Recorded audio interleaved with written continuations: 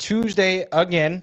Reminder that we will be going Tuesday for the foreseeable future. We might be able to get away with it once the regular season ends for the NFL and we're not going up against games. So we might have to go to a Thursday here and there. You never know. Winter has officially hit us. It is we got a bunch of snow, rain. It might have been the worst roads that I have ever driven on today, but luckily I'm here. We made it home safely. We got it. We're doing an episode.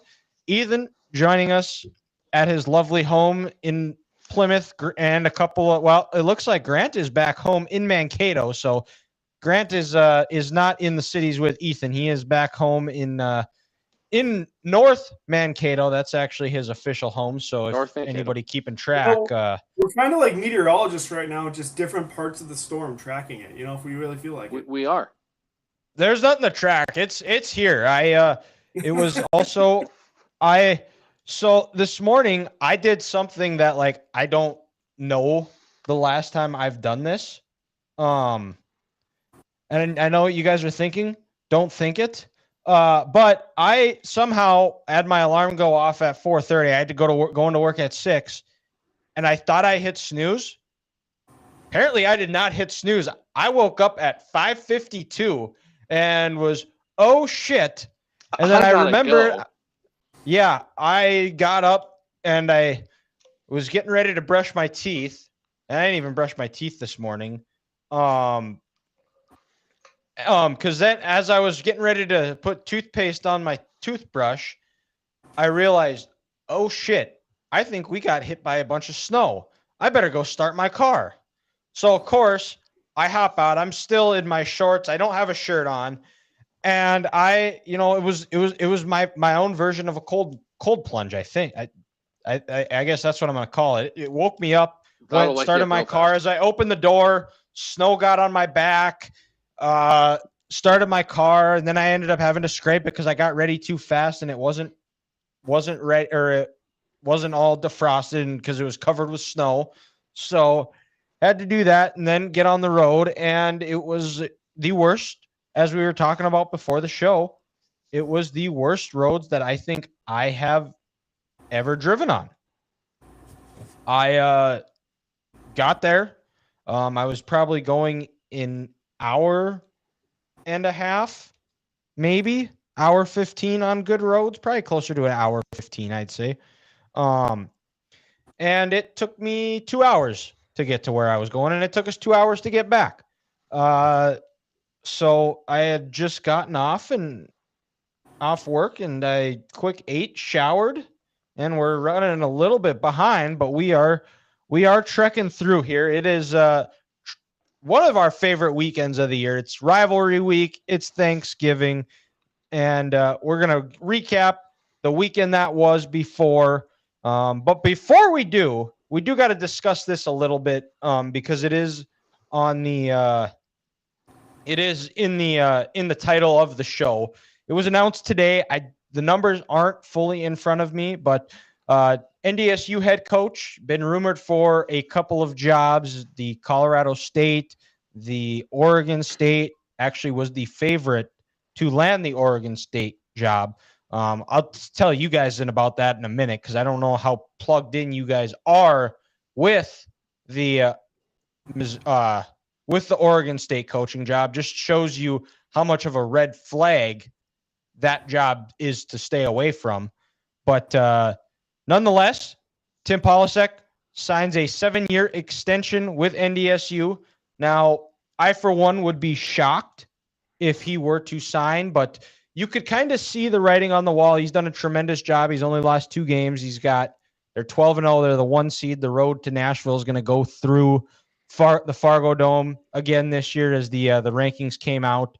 NDSU's got a very favorable draw. It really wouldn't matter who's in front of him, but he's done a tremendous job. I think a lot of NDSU fans, I think he's done a really good job of connecting back with the fans. You see him out at events. You see him out there shaking hands, kissing babies, doing everything to really try to connect with the community to kind of get that juice back at the Fargo Dome from, when the dynasty started in 2011 to about that 2016 range where it was sold out every game. It was loud every game. And, and I don't mean to dog Matt Entz or Chris Kleiman, but in those years, especially towards the end, you definitely saw a lot more empty seats in the dome in those late November games. Some of it because of the competition, some of it just because they were just far and away.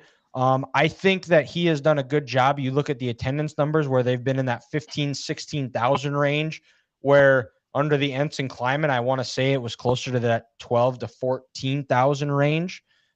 And you see the excitement. I think he's done a good job of connecting with the community. Guys can relate to him. He's a Midwest guy. I do believe that he wants to be here. And I think he wants to help whenever, if ever, it arises the opportunity to go to the FBS, if they were ever to get an invite. I think he wants to be that coach that helps usher them into a new era of Bison football.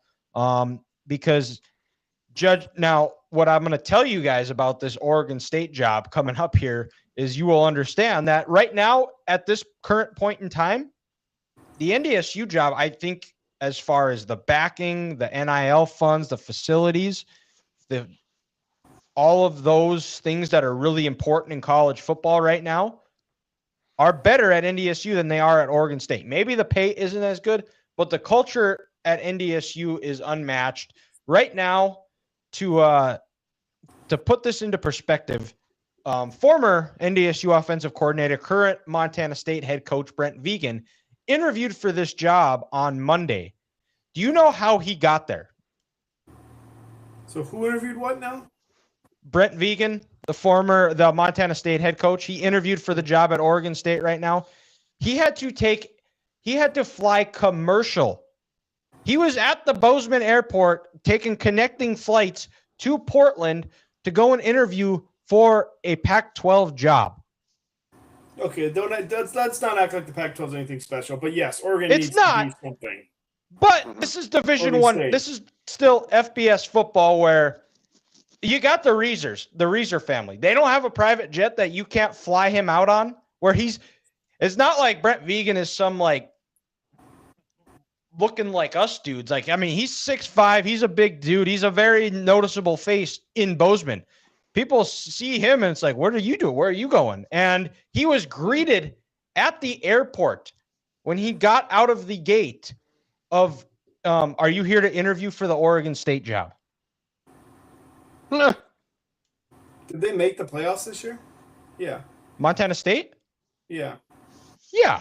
Yeah, they're the 2 seed. That's really interesting timing, really bad timing on his part. Well, so last year, he was offered the Washington State job, but he ended up having to turn it down because Washington State told him that he couldn't finish the year, and he said, no, I am finishing this season. Both of those jobs are so dead-end jobs. I would never even consider it. I'd rather go to a MAC school, to be completely honest.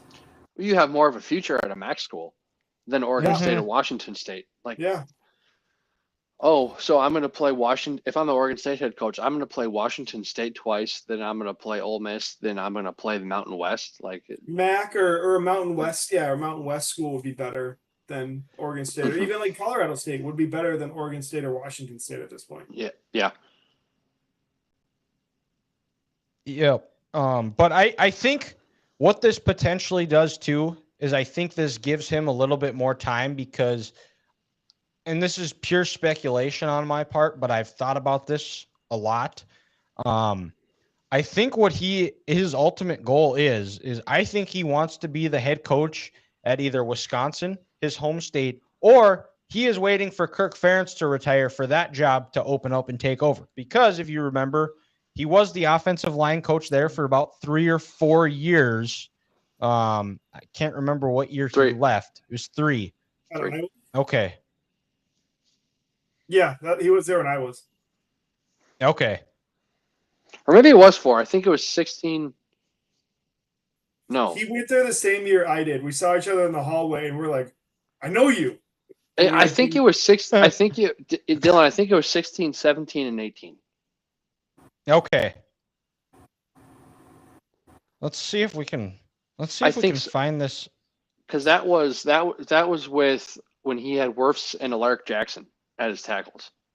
Yes. Yep. He coached Tristan Wirfs. He's only 46. Let's see. He was at Iowa from 17 to 2020. Okay.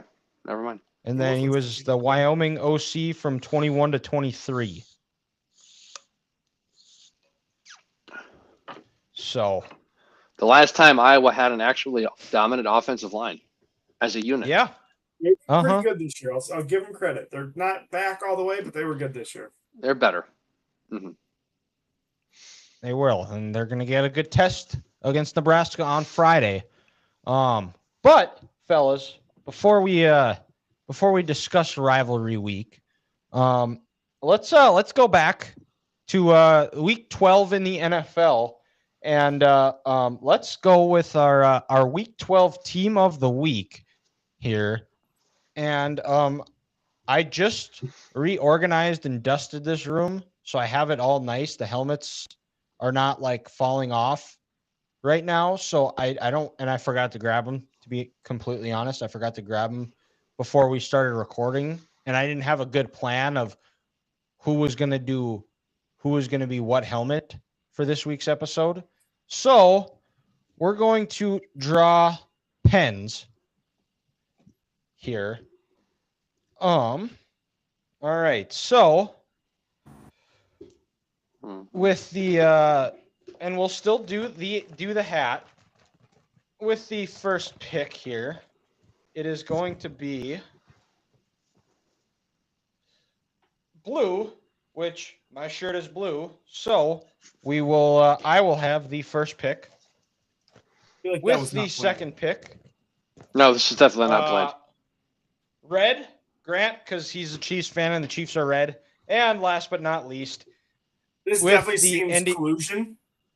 NDSU pen. No collusion here. No collusion here. So this was made up on the spot. Yeah, 1,000% it was. Yes, it was. So with week 12, team of the week, I am going to go with the Philadelphia Eagles, who just jumped out all over my Dallas Cowboys. Right when the Dallas it felt like anytime the Cowboys were going to have a little bit of life, the Eagles just decided to create a turnover, capitalize on the mistakes, the blocked punt, because that is correct. The Eagles did win, right? No, Dylan, they lost. Oh, that's what they did. Silly me. No, my team of the week, I think it has to be the Dallas Cowboys. I don't want to take it away from Grant because I know I thought about having the Browns because I know the Shadur Stanton Grant is. I didn't want to take that away from him, but I will give it to the Cowboys because I've been, frankly, a Cowboys fan for far too long. And most of the time when they get down 21-0, they don't come back. Against McCarthy, that would have been a 42-10 rout. Garrett, same story. Wade Phillips, same story. And the fact that they found a way, they actually weren't playing horribly. They had a couple of bad breaks. They had the running into the punter where Flournoy hit the ball and they didn't call it, or they said it was still a roughing the punter that extended the drive. They went out, got a touchdown, and they don't get the ball the first down. They give the Eagles a short field. The Eagles take advantage of it, and then they have the pick in the red zone. But somehow, some way, this team doesn't have a quitting them. The in-season moves that Jerry and Steven has made to, Michigan is up by a lot. 28.5. Yeah. Yeah. But the trading for Quentin Williams, who him and Kenny Clark have just been, they look like the Williams wall from the Vikings in the early 2000s. And Logan Wilson has been, I think he's been good at linebacker, but I think the biggest thing for him that he's provided the Dallas defense is leadership. He was the leader in Cincinnati. He's going to be the leader here for the Cowboys. And then, I mean, George Pickens, pay the man. Mm-hmm. Pay that man. Like, I think it goes to show you, I thought the talent, you see the immense talent, you saw it in Pittsburgh, but then you would also see the outburst, something that you have not seen in Dallas so far this year, where he is, you haven't seen him freaking out. I mean, he got benched the first series against the Raiders, but I think a lot of the reason he had those outbursts is Mike Tomlin can only do so much. This is the first time that he's had like a legitimate quarterback in the NFL, not some, I don't even what cowherdism I could use to describe some of the quarterbacks that he had in gym teachers, we could call them. Yeah. Yeah. Or gym teachers or ass, or some intramural quarterbacks. Maybe that's what I'll go with. Flag football quarterbacks. Yes.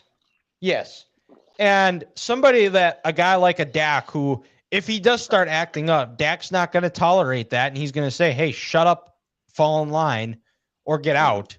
And they actually believe it, because Dak is not somebody where he fully locks in on a receiver, where he is one that he is going to spread the ball around. He's not going to get to where he's just going to go back to where this year, I mean, it does feel a little bit that like George Pickens has been that out pitch for him. When he is in trouble, it's the F it pick down there somewhere. And the Clark making that play on the punt there where he was just getting destroyed, and he goes down and knocks the ball loose. They unfortunately don't score, but it set it up to where they were able to the defense was able to get a stop, get the ball back, and then go down and score, and Aubrey kick the game-winning field goal, which is also set up by a huge George Pickens catch and run. Dallas right now, they're still on the outside looking into the playoffs. Schedule doesn't get any easier, but I think with the defense getting better and them gelling a little bit more, they got a tough one against the Chiefs this week. I think there's still a reason for optimism that they're able to, and I think the ability for them to make teams one-dimensional by completely shutting down the run, I think it's helped the secondary out as well. So it might be a little too late for the Cowboys to make the playoffs, but I think they have something to build on, something they can work on, something that they have where they can really pinpoint their needs on defense, where they can go and get it and shore things up, something to build on going into next year. I'll be your devil's advocate on that. If they beat the Chiefs this week, 10-6-1 is a very realistic thing for them. And I think that probably gets them into the playoffs, to be completely honest. You beat the Chiefs. You go to Detroit, which they are not playing well. I mean, the Giants just went in there and should have just won that game.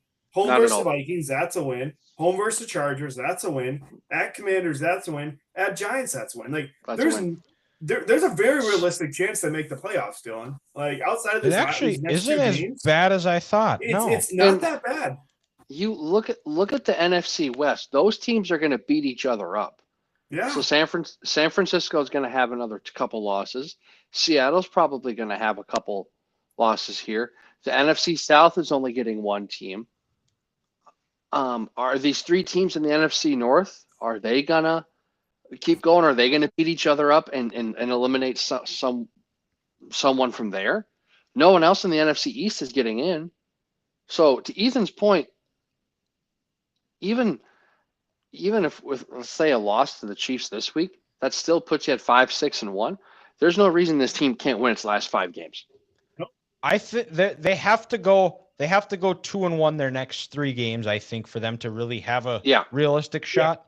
I think they have to beat, or well, a combination of Vikings, Lions, Chiefs, Chargers. Yeah. They got to, yes. Preferably, I would prefer they just win these next 2 games against the Chiefs and Lions, and where Yeah. they get a little bit of a breathing room. Where if they lose to the Chargers, because I think the Chargers still could be potentially a tough out, just because Justin Herbert scares the life out of me. But they're as Big Cat would say, they're like Ray Allen. They're getting there. We're getting there. Yeah, like I think we're 3 of the people that actually didn't completely overreact to that Parsons trade. Like we were actually legitimately thought it was a good deal, and you can see why. They had the extra draft capital. They addressed a need. Like you said, Dylan, that D tackle combo, it's the best in the league. Like you can't run on these guys anymore. Like Saquon, there was nothing there. Like people can call Saquon washed. There's nothing there. Like you can't run between the tackles. And then now they've made their defensive end play that much better for guys who really aren't that good on paper. When you look at it. And Overshown coming back is huge 30% too. of the time to make a difference. That's the thing. Exactly. And they're finally getting healthy. Yeah. On the defense too. Like 3 of your 4 main starters, and then you make these 2 trades in season where you get bona fide studs. Week or 2 probably too. I think so. But things are looking up for the Cowboys. I said it before the season. I liked them. Shit, they still have 2 first-round picks this April to make this defense even better because they shouldn't spend it on offense. There's no need to. No. If you need to take Pickens, extend it, whatever you need to do, extend Javon. I'd probably extend Javonte for a 2-year, probably take Pickens for a year. Yeah. Just to save some cap room. And then you just go defense in the draft. Yeah. Because to your point, you don't want to pay Pickens too much right now because it's kind of a one-shot wonder. Make him prove it. Make him prove it again, because that's what we said right now. We said he might only have 65 catches this year, but he'll have 1,200 yards. He's blowing that out of the water. Blowing that out of the water. But you know what? I feel like when his back is against the wall, and it goes back to the Georgia days, when you challenged him and you made him feel like he had to work for it, that's when you got the best out of George Pickens. Yeah. And the craziest thing is everyone thought it would be either Lamb or Pickens. One of them was going to get shut down. If Lamb doesn't drop the ball, nobody is stopping these guys. They are open and making the play every time. He has 7 drops this year against the Eagles. Yeah. If he makes those, they're if he catches 2 in that first game, they beat them week 1. Yeah. Yeah. Yeah. We have Pickens is number 1. It doesn't matter. They're both number 1s. And they're both still really freaking good. We have a comment, some comments on YouTube here. Mike Zier, our good friend, he says he'll bet all 3 of us $100 the Cowboys won't beat the Chiefs and Lions. My God, wake up! Cheers, Mike. Thanks, buddy. Yep, I'll bet you. But we'll keep moving here. Grant, what is your Week 12 team of the week? We're staying in the great state of Texas, and we're talking about the best defense in the NFL, and that's the Houston. And that's the Houston Texans. I tell you what, guys, this is a team in the AFC nobody wants to see right now. No. Everybody wants to talk about Denver's defense, which is nice, but this Houston defense is salty, and they are nasty, and they're getting comfortable right now. And watch out. Do you stay with Davis Mills?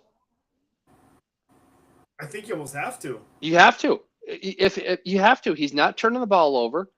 The offense finally has some fluidity. He's feeding Nico, and he's not putting his defense in bad spots. Like, this defense is so good.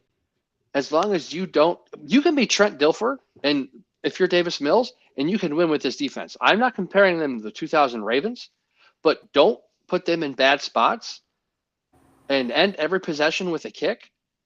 And with D'Amico Ryans in this offense, they're going to slowly get it figured out, and they're going to play great special teams too.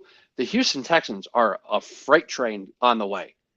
And it proved outside of Myles Garrett, Will Anderson's playing better than probably anyone on the defensive side of the football right now. Yeah. And then you're seeing the way Will Anderson is playing now is you're seeing the reason why they moved up to 3 to get him in that 2023 draft, and which is why Nick Saban talks so highly about him with his work ethic, his motor, and how much of a leader of men he is. And on this defense, they're not missing draft picks. Look at all these young players making plays for him. It is terrifying right now, and to do that against what I thought was a damn good Buffalo Bills offensive line, and it made them look like a college team. To do it on a short week after you have a tough game the week before against the Titans, where maybe you're looking ahead, or you're like, yeah, the Texans. They didn't play that great for them. They didn't play that great, and to turn it around 4 days later at home against an MVP favorite, coming off if I'm not mistaken, I think the Bill they had, beating the Bucks the week before that, where you score 40 some points and Josh Allen has 6 touchdowns. 6 touchdowns.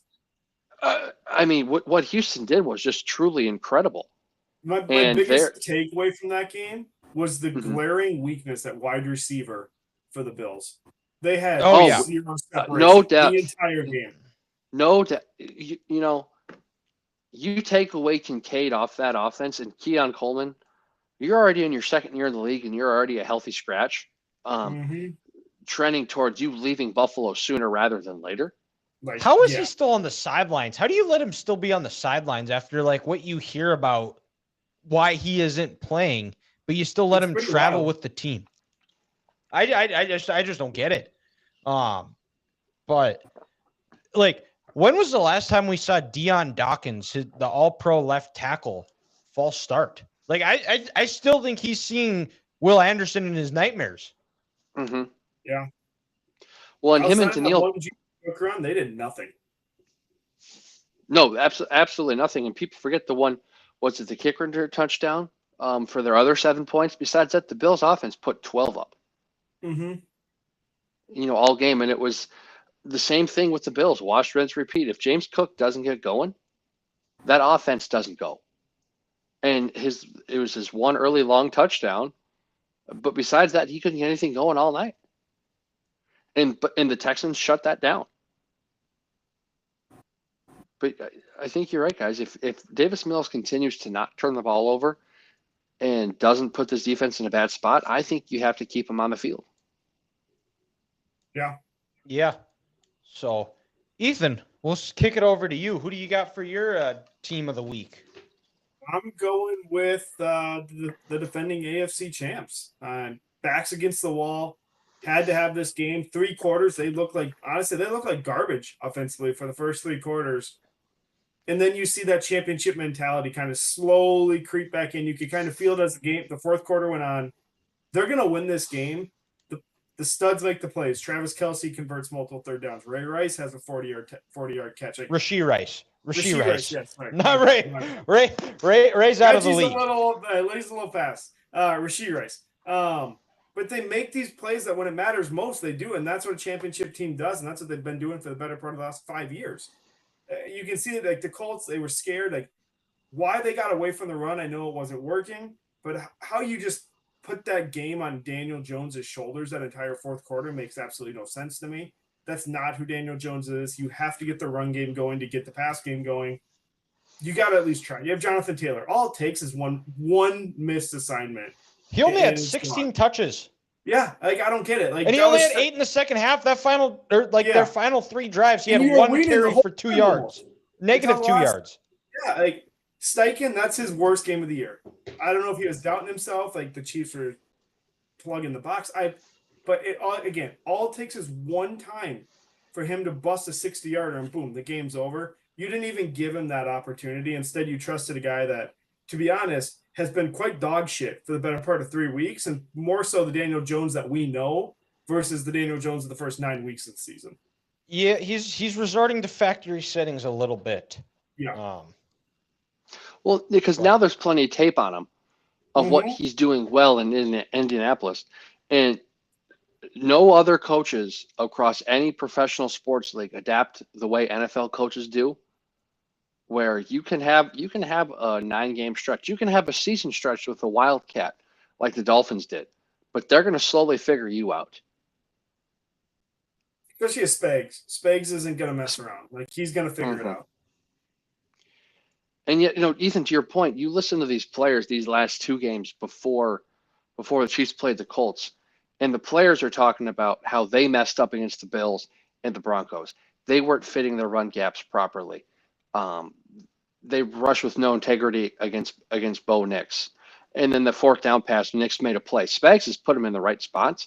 Sunday, they finally delivered. Yep. And to shut them out in the fourth quarter is huge. This was the first time that the Colts didn't score a touchdown in a goal-to-go situation all year. And this is week 12 we're in. Wild. That's crazy. That's an insane stat. But, Ethan, you talked about a team that you were proud of. Which team disappointed you this weekend? I mean, it's got to be the Lions. Like, they shouldn't have won that game. It should never take a Hercules effort from Jahmyr Gibbs to survive pretty much the very injury-riddled New York Giants. Like, Jameis, yes, he's going to put points up. He's going to screw it up. But you made him look like goddamn Reggie Bush out there. Like, he was unbelievable in terms of catching the ball, even knocking off two defenders. And it's like, what in the world are you doing? Granted, their secondary is pretty beat up. But even then, like, they're down Neighbors. They're down Scatabo. Like, Dart, they're even, like, that's just you can't have that. And like, you can say it's all they were looking forward to next week versus Green Bay, but that's the games that are going to come back and bite you, especially when you're not in the playoffs right now. So they got pretty lucky last week versus the Giants. Like, that can't happen going forward, or they won't make the playoffs. So a couple of things. What real quick, what Lions team are we going to get week in and week out? Are we going to get the team that looked lost against Kansas City, Green Bay, Minnesota, and Philly? Or are we going to get the team that showed up against Washington and Chicago? What is it? Yeah. Yeah. So this game, I will say, my two takeaways: Jahmyr Gibbs turned into Barry Sanders. I mean, that's what he looked like in this game. Not that we really got to see Barry Sanders play, but watching the Barry Sanders documentary, it's about as close to Barry Sanders as we're gonna see. Is that Jahmyr Gibbs performance on Saturday? And then the other part, we got the full Jameis experience. We got him catching a touchdown. We got him getting sacked. We got him throwing that horrible interception.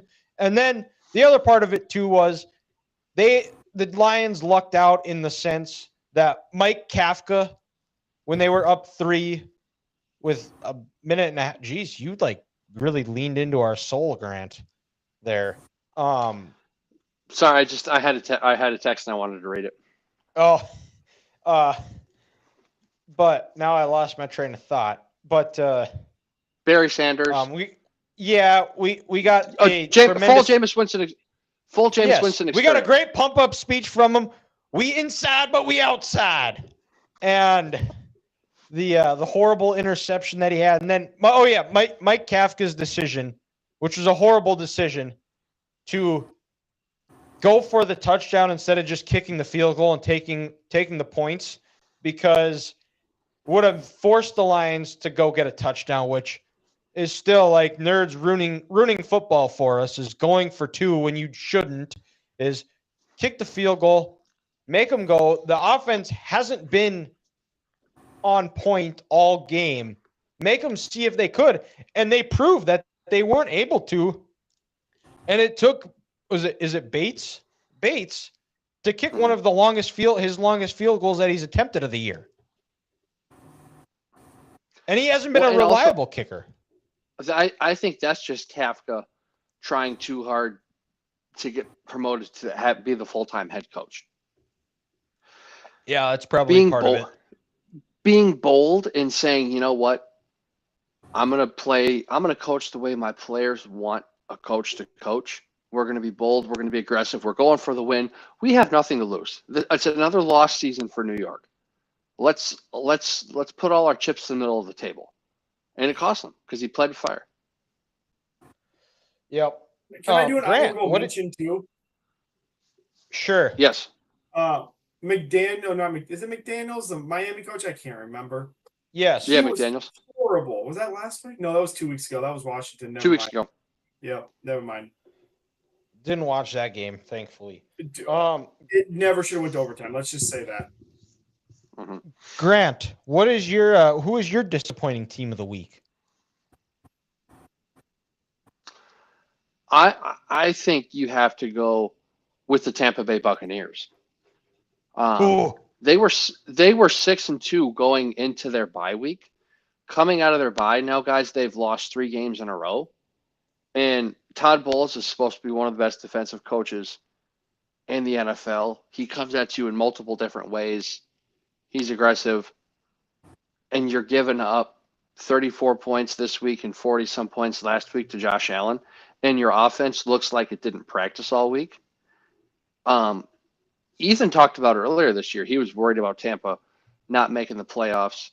And to start the year, maybe it was a little fool's gold, or they used all their luck, or they were a cat and they used their 9 lives. But this team looks lost. And to show up on a Sunday night when everyone's watching and to put that effort out there, it was just inexcusable. That game was over when it was 14-0. It's almost like the Rams knew going into this thing, hey, we were going to beat the brakes off these guys. And in the second half, we're just going to take our foot off the gas and not care because we're just ho-humming around. And then to add insult to injury, Baker sprains his left shoulder with an AC joint. We don't know if he's going to be able to play or not. Everyone wants to talk about how great Todd Bowles is as a defensive coach, but there's been too many games like this these last couple of years with this Tampa Bay defense. And it's not like their defense is ravaged by injuries. The offense is. This is the guys that he wants on his defense. And they're putting up efforts like this where they can't stop the run. They can't get to the quarterback. Receivers are making plays downfield whenever they want. What the hell was that, Tampa Bay? Where was the effort? Where was the fight? Yeah, it looks like Baker truly is hurt because he doesn't have the moxie that he used to have. This Sunday looked like Cleveland Baker Mayfield, not the Tampa Bay Baker Mayfield. Yeah, I think their lack of a running game has been a killer too. This looks like the old Bucks that we're used to. The 10 years before this magical run when Tom got there. They didn't want to be there. And it's going to show because it's going to somehow bite them in the ass, and somehow the Carolina Panthers are going to win the NFC South. Did I not say they were going to be the surprise team of the year, beginning of the year? Just saying. I didn't say they make the did. playoffs, but I did say they'd be good. Also, that was a horrible game to watch last night. But God, brutal. Also, Dylan, I stopped Michigan watching. Looks so freaking good. Like it's ungodly Oh, good right now. Like he said, he's seen a Final Four team. They are freaking phenomenal. I said what I said. But my disappointing team of the week here, it's got to be the Las Vegas Raiders. They had a chance to put the Shedeur Sanders talk. We've got to prolong this for another week. I mean, he made him look. Shedeur didn't play great. I don't think he's like what Kendrick Perkins says is the most important black man since Barack Obama. Yes, he did say that. That is an actual quote. You can go look it up. You can Kurt Signetti it and Google him. Oh my God. Grant, do you have any more thoughts on that? That's insulting to other black men for Kendrick Perkins to say that.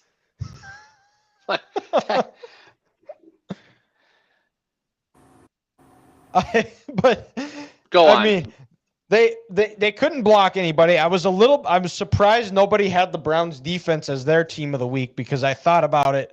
Had the Cowboys not come back from that win to come back and win, I probably would have had to have the Browns because Myles Garrett, it's him. I think I might put him ahead of Matt Stafford for MVP, not defensive player of the year, MVP. He's going to shatter that record. Yeah. And we talked about Davis Mills being that Trent Dilfer.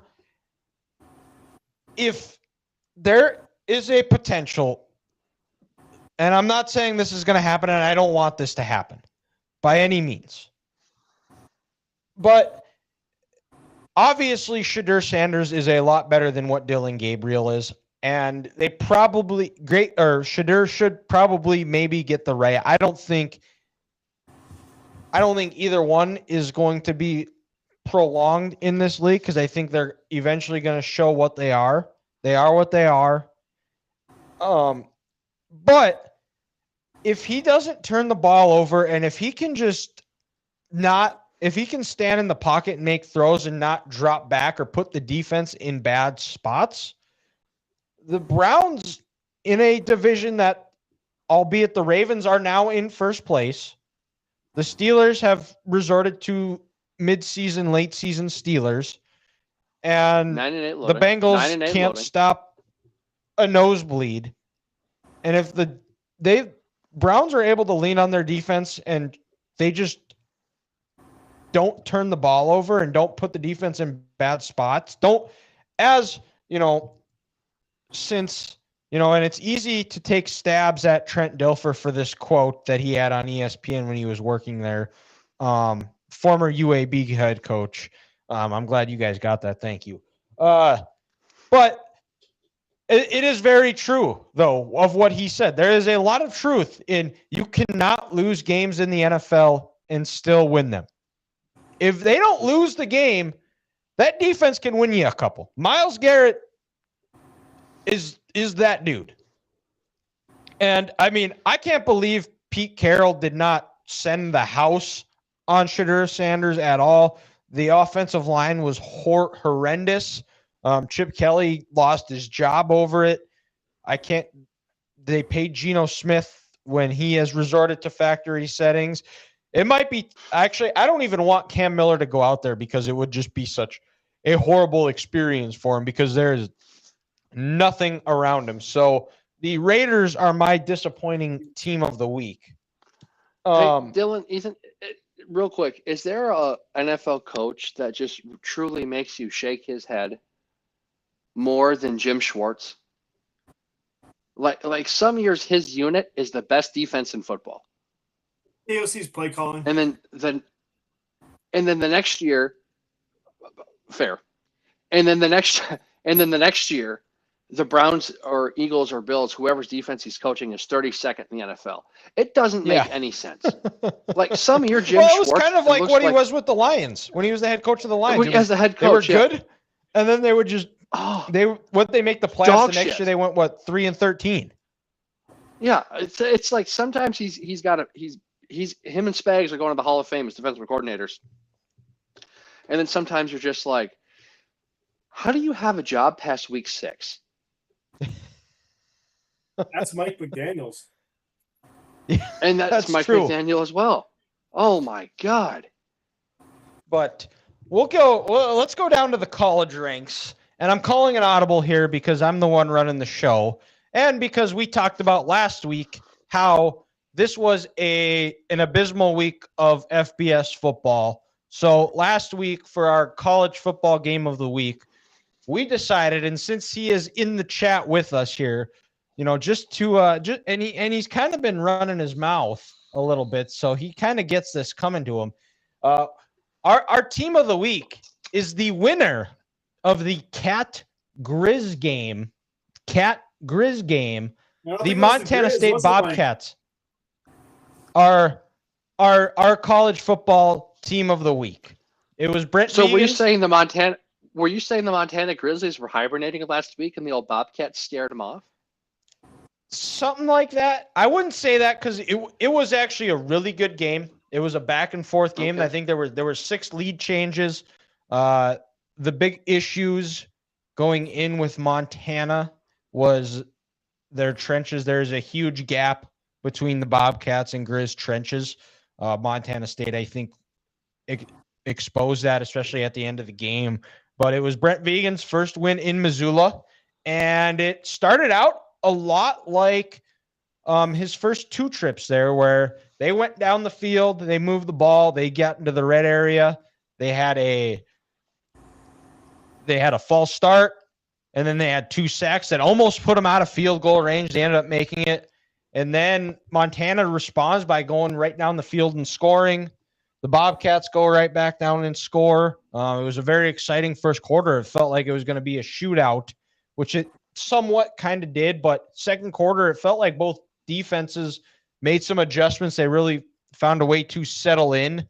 The Grizz were able to score right before half, make it 17-14. And then in the second half, an incredibly impressive drive by Montana where they go 16 plays, take up 9 minutes of the third quarter to go up 21-17. And right after that, Montana State, I think they might have gotten a first down or went 3 and out. They didn't have the ball long. And it kind of felt like all the momentum had shifted towards the Grizzlies, and they were ready to pull away. And then Grizz quarterback Ayat had a really bad throw. It went off the receiver's hands. It goes into Caden Dowler. Probably, I think I saw that he was potentially, or maybe he is the Big Sky Defensive Player of the Year. He takes it to the house, 24-21 Cats. And then the Grizz, they were still moving the ball well at will, and they end up going to attempt a field goal to tie it. They block it, and then in the fourth quarter, the Bobcats really just imposed their will. That Brent Vegan, that NDSU DNA from where they're just going to bludgeon you in the fourth quarter. And really it felt like they, like I said, the third quarter, it was dominated by the Grizz. The fourth was dominated by Montana State. They had the 3-headed monster of Lamson, Davis, and Jones. They kind of gashed that Montana defense. And then Lamson had put him up by 10. He had a 23-yard run on 3rd and 1 to give him. It was a boot pass. He takes it to the house. But again, Grizz battled back. They got a 63-yard catch and run by Eli Gilman, make it a 3-point game. And then with 6:53 left, the Grizz had opportunities to get off the field. They had multiple third downs, and they couldn't do it. Never gave their offense a chance to win the game. But it does set up potentially, I think it's probably going to happen. The Grizz, we'll see them again. They're going to see them. It will be in Bozeman, though. But we will have a rematch to go to Nashville, I think, in Bozeman between these two teams. But it was a tremendous game. It broke the attendance record at Washington Grizzly Stadium. But it was a great game. It's on the bucket list of games to it's on the bucket list of games to go to one of these games, whether it be in Bozeman or Missoula. But the Cats are our game of the week. So Ethan, we'll kick it back over to you. What is your week 13 game of the week? NFL or college? NFL. I'm going Chiefs Cowboys. Both sides, like pretty much not a winner go home. I guess you could argue it is for both, honestly. But it's close. Huge. It's about as close as it gets for both, honestly. Yeah. Can the Chiefs can they slow down the Cowboys enough? Can the Cowboys slow down the Chiefs enough? Like, that's literally what defense plays better. It is going to win this game and minimize its explosive plays. And which quarterback doesn't turn the ball over? Correct. And to be completely honest, you guys, I started making this when the Eagles were down or were up 21-0. So I was like, well, Chiefs Cowboys, that game ain't going to be on my list of games, but yeah, I made this 2 hours ago. Yeah. I knew I had a busy week, so I wanted to be prepared. And so things change. That's why that's why the Eagles were originally my team of the week. But Grant, what is your week 13 game of the week? I talked about them in my team of the week. How about Texans Colts? Like I had that one down too. This game matters. Indy, right? This game matters. It's in Indy because Texans 6-5, Colts 8-3. Hypothetically speaking, if the Texans get hot and they go 7-5 and the Colts are 8-4, are we gonna see the Colts start to panic? And then is this Texans mojo and momentum going to carry them going forward where they really think they can make a run in the AFC? Or can the Colts kind of just try to get back to it, try to get JT going? And like you guys said, even if he's only averaging 3.5 yards a carry, it only takes that one for him to pop it. And then it changes this whole Colts team. But if Steichen gets a little scared with how dominant this Texans front is, does he try to get cute? Can they not hold up the pass protection? Does he leave one high over the middle? Does Derek Stingley make a play? This Colts defense has been better this year, but let's not act like it's a great unit. They've given up a lot of points to a lot of teams. Can Davis Mills keep this going? Can Nico Collins continue to kind of play better now that CJ Stroud is out, which is weird? A lot of AFC South and AFC playoff implications on the line. And if you guys think if the Colts lose this game, any chance of them getting the 1 seed is now gone.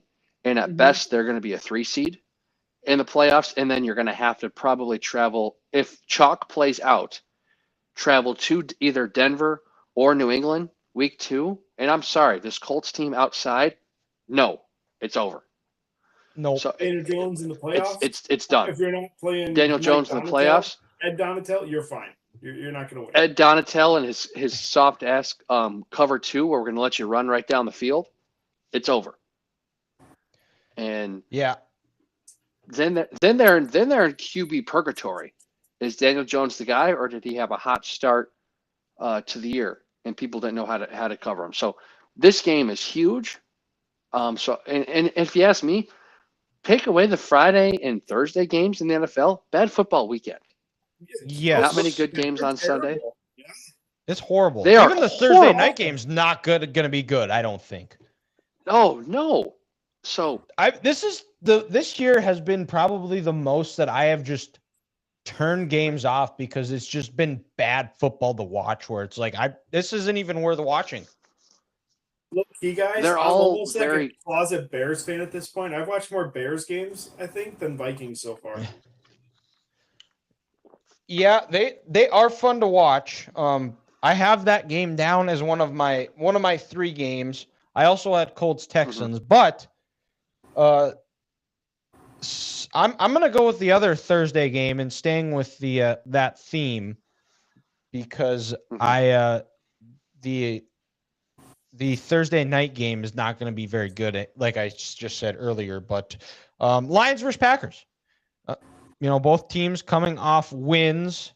The Packers have not been playing as well offensively, but they have the defense guys, Micah Parsons, Rashawn Gary coming off the edge. They have that ability now to close out games. But teams still have had success running on Green Bay.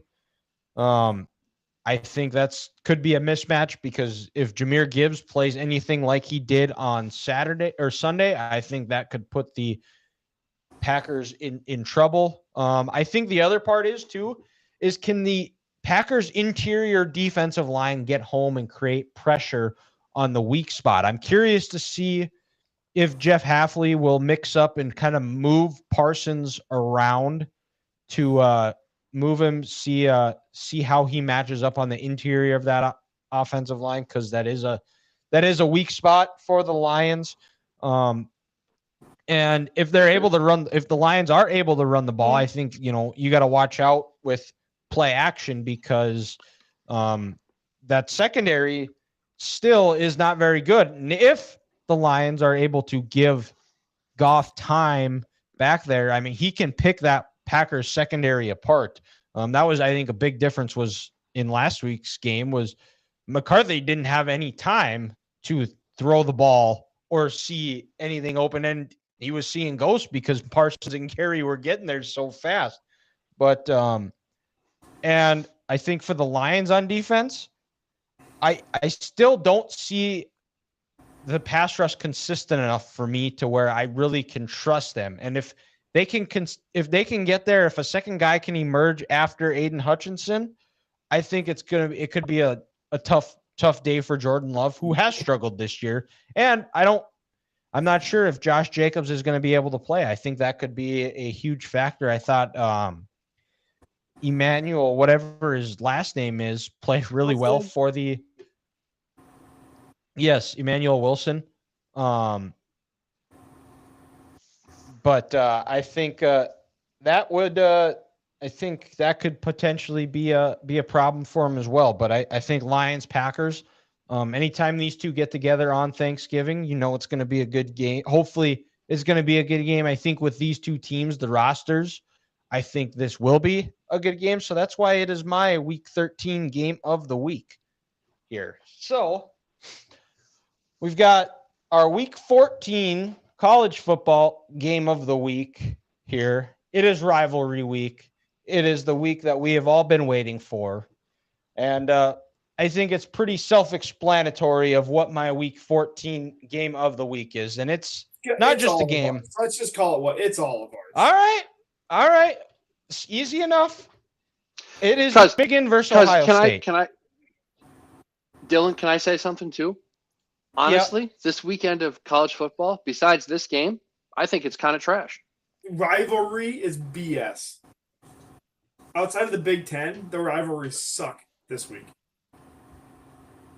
I think they're awful. I just A&M Texas could be entertaining, but I'm sorry, nobody gives a shit about Ole Miss, Mississippi State. Vanderbilt, Georgia Tech, Tennessee. Georgia lost.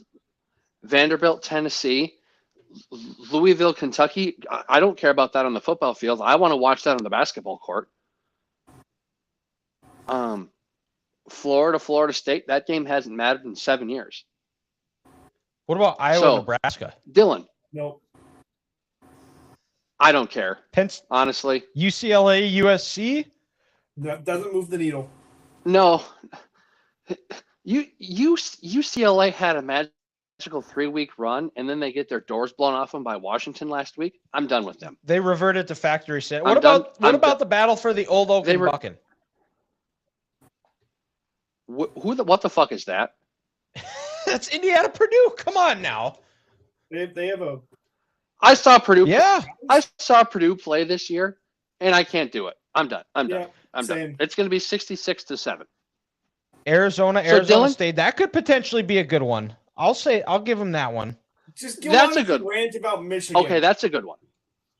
Yeah, I will. Dylan, the floor is yours because this week sucks. Okay, so Ohio State opens 11.5-point favorite. They coming off a big win against Rutgers. Their secondary did get beat up. Carnell Tate and Jeremiah Smith did not play. It does sound like both are going to give it a go. On Michigan, also Max Bredesen got hurt. He's in a boot and on a scooter, but he said that he's going to do everything he can to play. So we'll see. Sounds like Jordan Marshall, he could have played last week, but he is good to go. He's going to be out there. Michigan is very simple. You win, and you're probably going to be in the playoffs. You need some luck to go to the Big Ten championship, but you win, you get a 5th straight win over Ohio State. You are probably going to be in the playoffs because I think you have the argument that you have the best win of the college football season. Ohio State is looking to go back to Indianapolis for the first time since 2020. They're playing Indiana. Ohio State has been the best team in college football all season. People have said that it's because it's a weak schedule. I don't particularly buy that. I think you can say that it's a weak schedule because they have handled everybody. They have gone in and taken care of business against everybody they have played. They have made teams look bad. They have made their opponents look weak. They might be better than last year. And they're hungry for revenge, but they've been hungry for revenge for the last 4 years. I think this game, as it always does, the last 23 winners of this game has come down to who can run the ball best, who's the more physical team in the trenches. The line's going to decide this. Michigan's coming off their cleanest game that they've played all year. Big thing for them. They can't turn the ball over. We need that interior, that defensive line to play like they did last year against Ohio State. Last year, they had 2 top 15 picks. They don't have that on this year's roster, but they are really good, and they're not that top 15, but they're still good, can hold their own. They might be a little bit deeper than last year. And Ohio State, they haven't been consistent running the ball. The last couple of weeks they've ran the ball a little bit better, but if there's one thing to nitpick on Ohio State, it would be that they aren't able to run the ball. And last year, Michigan defensively, they've struggled to early in the year under Wink Martindale. He's had just some weird calls and not quite sure what he's doing, but towards the end and towards when they need to play that winning football, he has been on his P's and Q's. They have been playing their best football. They've been doing it in the month of November. They're going to get Ernest Hausman back and try and find a way to make this game a fist fight. Bring them into the phone booth, see if Ohio State can handle it. How Ohio, they haven't been pressured. They haven't been forced to make plays when they have to make plays because they've dominated teams. But, what's it going to be in a tight game? Julian Sayin is only a redshirt freshman. We've seen some younger guys. You look at a Ty Simpson where gone up against the experienced defensive coordinator like Brett Venables. See if Wink is able to bait Sayin into something, make him throw a pick six. I think that's key for both coordinators. What could Patricia do to do the same thing to Bryce Underwood? Michigan, they got to find a way to score. I think I don't know if it's 30. I have 30 down, but it might be just against this explosive offense. I'll say, yeah, they need to score in the 30. They can't settle for field goals.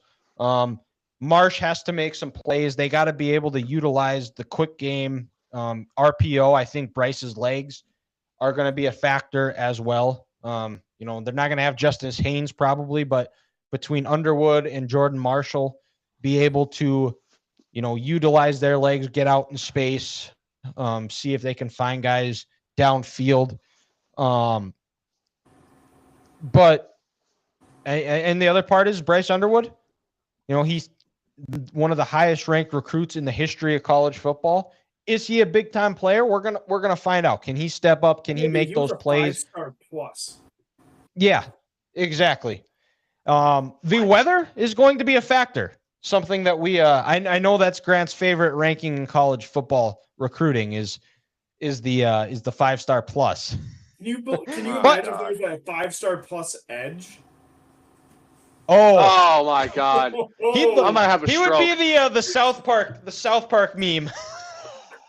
Oh my God! The weather, it doesn't look great. It looks like we could be having a snowstorm. It's a high of 31, high chance of snow. It could be ugly. But I think Big Ten football. I'm cautiously optimistic. If I had to pick a winner, I'd probably still pick Ohio State. But I think there's a path for Michigan to win the game. And I think if they're able to execute the game plan and kind of find ways to keep this a little bit more low scoring, get this game into a phone booth, see if Ohio State, see how they react to pressure and see if they can handle it because they're coming in here. Nobody on that roster has beaten Michigan, which is a big thing. So I feel I'm cautiously optimistic about it. But you know what? We'll see what happens on Saturday. You know who else isn't beating Michigan tonight? Auburn. Michigan's put up 91. There's 6 minutes left. Jeez. Oh my God. This is just a clinic. That's an NBA game right there. That's worse. It's unbelievable.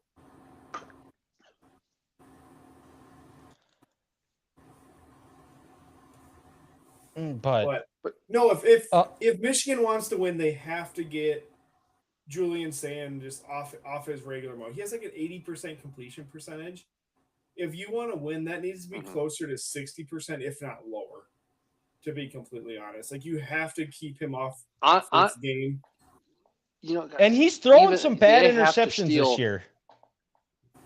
You have to steal some possessions.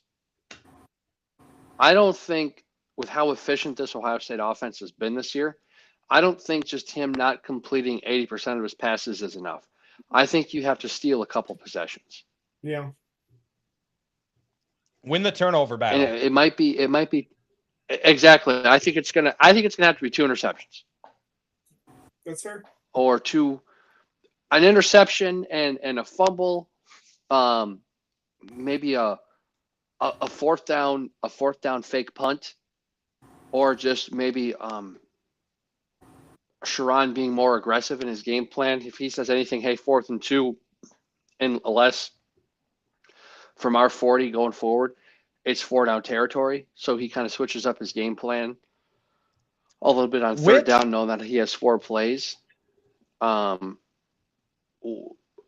it seems for whatever reason, it seems like the bigger the moment, the better he's coached in his career. Like they struggle against Fresno State on a Saturday night at 6:30 on BTN, but when he's got to have it, he steps his game up a little bit, and that's just probably inexperience, for being such a young head coach. But if you're a Michigan fan, that's what has to make you feel good. It's like when they've needed it, even when he was the offensive coordinator and O-line coach, he's brought it. Yeah, and the 2 games that he's been the head coach, he's out-coached Ryan Day. You go back to 23, he was way more aggressive. When it was, Grant, like you said, those 4th and shorts, he went for it. He had his best plays dialed up. Michigan went out and executed it. So I think that's another reason that gives me optimism that this could be a game they could potentially steal. I think that they do get hyped up. They bring a little bit more. You save stuff just for this game. So it's going to be a long Saturday morning, as it always is. It seems like it takes forever for kickoff to get here, but hopefully a potentially exciting Saturday. If you are bored watching the rest of the FBS slate, there's going to be some good games in the FCS playoffs going on Saturday as well. So if you're not interested in FBS, go tune into FCS. I've had like the same person ask me, ask who I think is going to be the Penn State coach on the YouTube chat. You know what? Why? I'm just going to throw a dart at a dartboard. I think it's Terry Smith. Fitzgerald. Terry Smith? Okay. Who the hell's Terry Smith? I think they're going to promote Terry. He's their interim now. Well, word on the street is Missouri's working on an extension with Drinkowitz. Dinkowitz, whatever his name is. I don't know. Drinkwitz, yeah. Sounds like there's an extension that works there. We'll find out Lane Kiffin's fate on Friday.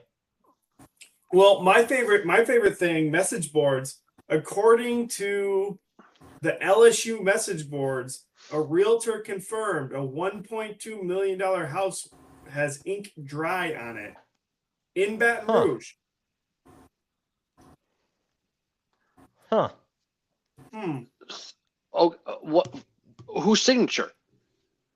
It's supposedly it's Kiffin's. Oh, get out of here with this message board bullshit. That the ink is dry. Of course, anybody can buy a house anywhere in this country. My God, we're gonna give this guy so many credit. Yeah, no kidding. Oh, and I will give him credit where credit is due. But right now, this just seems like someone trying to make his Thanksgiving dinner a little less stressful with the Lane Kiffin talk. by saying the ink is dry and he's coming. Multiple people did confirm. You know, guys, I'll say this: his house sold. So with Kiffin, we'll know how Ole Miss starts that game out. If they start out shaky in the first quarter and they get down 14-0 or 10-0, he's gone. Yeah. Dylan, just like we talked about 2 weeks ago with Lincoln Riley in Oklahoma when they played Oklahoma State that year. They came out flat because he was gone. Honestly, though, if he, regardless, I think he's gone. If he stays at Ole Miss, what's holding it up? Yeah, he would have said that by now. He would have came out this week. What's the point? And he would have shut those rumors down. It's Lane Kiffin, though. You can't rule anything out with the guy. Like, because I'd be shocked. He could totally just. I'll be shocked if he's back. But he could be messing with them to mess with their winter transfer portal case too, because LSU clearly wants him, and they only want Lane Kiffin. So same with Florida. They're both. So then who else are they getting? Oh yeah. So both of these schools, Florida, LSU and Florida could be putting themselves back an extra 5 years if they don't get Kiffin, because then who are they going to hire? And who's going to want to go there? Candidates suck this time. Well, I don't know if you saw the Brandon Walker tweet from a few weeks ago. They're so bad. It was he was naming coaches for who was going to be the next coach. It was LSU, Lane Kiffin. Oklahoma State was, I can't remember exactly. I'll just say John Summerall for shits and giggles. They hired the North Texas guy, yeah. Auburn, Lane Kiffin. Florida, Lane Kiffin. Ole Miss, also Lane Kiffin. Or was it like Kane? Was it like Kane Liffin on one of them, Dylan, or something like that? No, it was all. It was just all. They were cloning Lane Kiffins, and he was going to coach all of them. Dylan, who's number 5 for Michigan? The white guy. The white. Ooh. I can't remember the guy's. He's a redhead. I don't know. I have no. He just absolutely just yammed on a guy, and the bench is about ready to die. Yeah, I'm not a guy. That's so good. Speaking of which, let's speaking of Dylan, yamming it real up. Quick. Dylan. Yes. Dylan, real quick. Like in the Big Cats rankings today, like you sent me the category, coaching for his job, Lane Kiffin in 4 different coaching outfits this weekend. Ole Miss, LSU, Florida, and the New York Giants. What was the other one that he had that was really good? It was the it was him, according to him. With Shadir Sanders. The Cannons keeps growing, coaching for his job. I love that one. Guys, I'm a Michigan basketball fan. The redheaded kid just does it for me. The high flying carrot top. You can't beat it. The Jalen Hurts, AJ Brown, broken up but staying together for the kids. But for the kids, the Super Bowl. But we were talking about yams. It is curveball of the week. It is Thanksgiving, so we have to stay with the theme of curveball of the week here. And I don't think this question has been asked, so I got to know. Obviously Thanksgiving, you're filling your plate full, but I want to know, what is your Thanksgiving leftover plate look like the next day? Well, for sure, some turkey. Definitely some Snicker salad. Mashed potatoes and gravy. Oh. And then you end it with some apple pie. Yeah, that's not bad. Are you putting whipped cream or ice cream on the apple pie? You're not a pumpkin pie guy. It really just depends on how much you eat the day before, if your stomach can handle it. But majority of the time, you go with ice cream for sure. Mm-hmm. Yeah, I think for sure you got to go with the turkey. You got to go with copious amounts of mashed potatoes and gravy. I'm not a big day-old stuffing guy, so I'll probably stay away from that. But no, Grant, you haven't figured out the secret of how you make magic out of day old stuffing. Forget stuffing. And that shouldn't surprise you, because I'm not because I'm not much of a cook anyway, so that shouldn't surprise you. That's true. You're an eater, but you're not a cook. Unseasoned chicken breast. Yeah, exactly. I'm the most boring person in America when it comes to food. And I'm not afraid to admit that is. Probably because I'm the whitest guy in America.